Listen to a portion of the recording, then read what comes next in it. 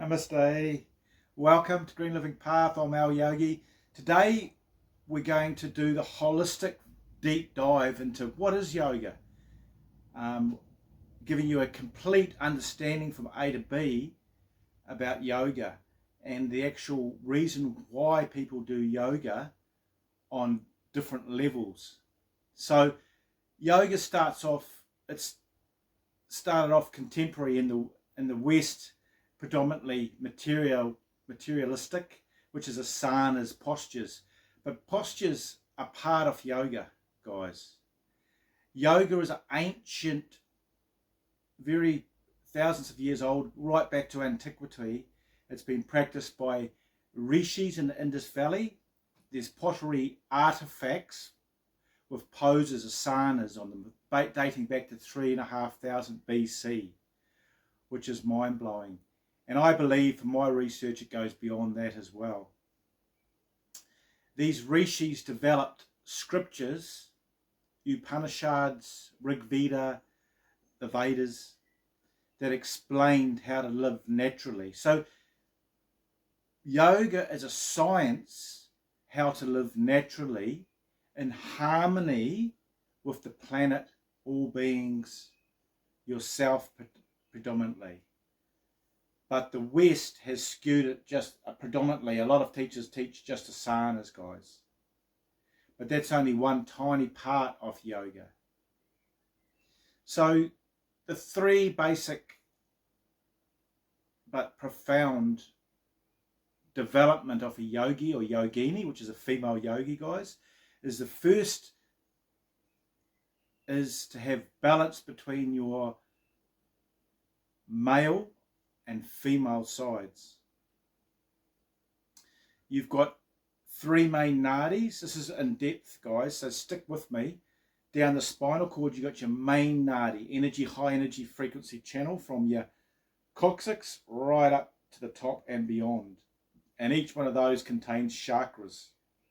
We won't go into that, but that's the main Sushumna, the main astral nadi.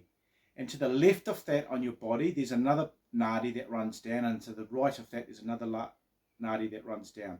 A nadi is an energy channel. So on the left you've got Idala, which is female, and Pingala, which is male. So the first stage is to have balance between both female and male aspects of yourself as a yogi. It's not just one being dominant. It's actually wholeness is actually having balance between harmonizing both those energies, guys. The second evolution of a yogi or yogini is to have oneness with the planet, rivers, animals, yourself, all beings, the universe. And then the third stage of a yogi is to have direct alignment with the field, quantum field or source energy field that permeates all matter, that science and quantum physics is now just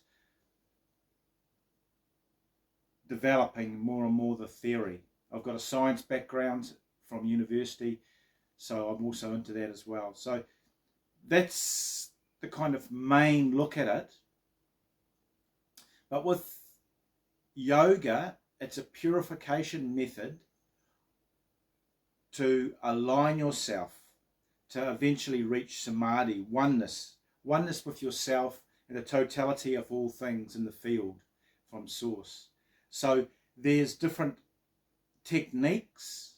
There's asanas, postures, and what they do is they cleanse all your nadis in the body. There's 72,000 on basic, but there's actually more, but 72,000 is basic. These are energy channels, and where they intersect, they make up all your chakras, guys. So asanas combined with pranayama breathing help purify the body.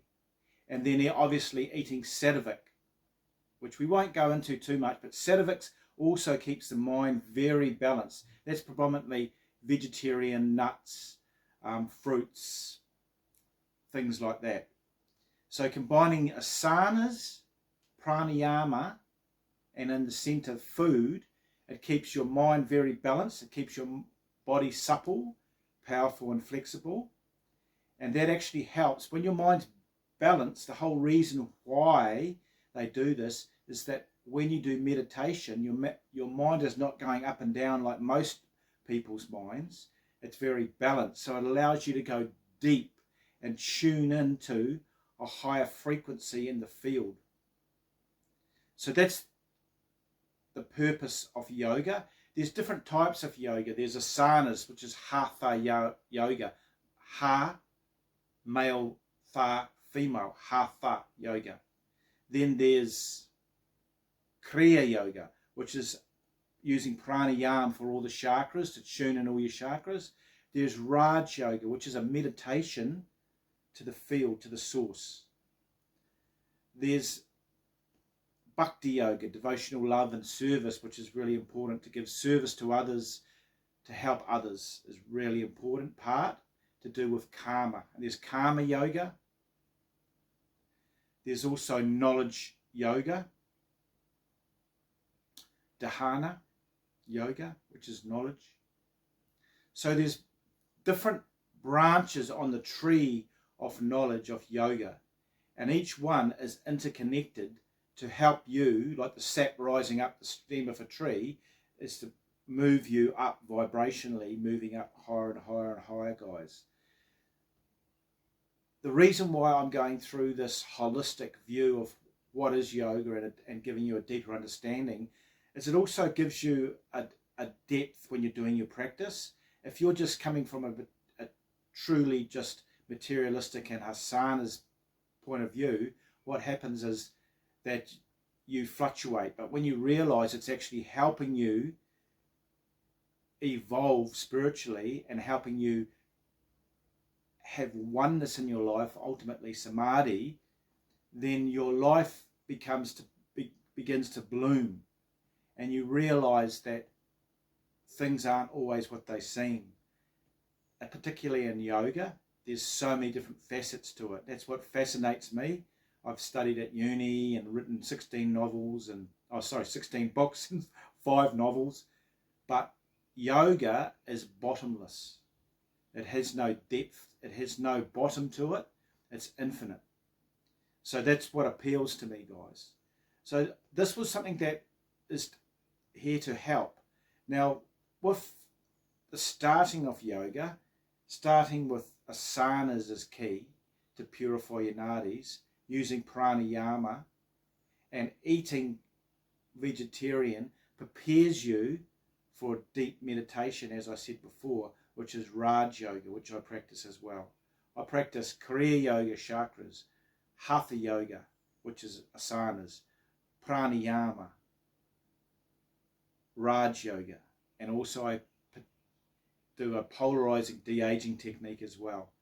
So I look at yoga as holistic and harmoniously integrating all the parts into it to grow each day, which I think is really important. And it's a really good way to live, and it's a really good way. And this particular time and on the karmatic wheel, we're on the upswing. So more and more people are turning to things that empower their life, that give them depth and joy and happiness, instead of just fully being connected to materialism and technology, because after a while they still have that void inside themselves, which yoga, meditation fills, guys. So that was kind of a brief, in-depth overview of it. I don't want to go too much into it, but that's just to give you an idea and to give you some depth of understanding why you want to practice yoga. And it's really important to be consistent with your practice, guys, and it'll build joy and happiness in your life. So I hope that helped. Thumbs up, tab, subscribe. It's lovely.